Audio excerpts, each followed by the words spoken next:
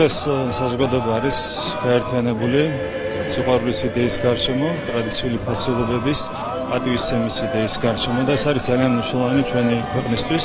დღეს გამოჩნდა კიდევ ერთხელ თუ რამდენად ძლიერია ჩვენი ქვეყანა, რამდენად ძლიერია ქართველი ხალხი, რამდენად ძლიერია და მტკიცეა ჩვენი საზოგადოება. რა თქმა უნდა, ჩვენ გმართავს მომავალშიც განაგრძოთ ბრძოლა ჩვენი ტრადიციული ფასეულობების დასაცავად.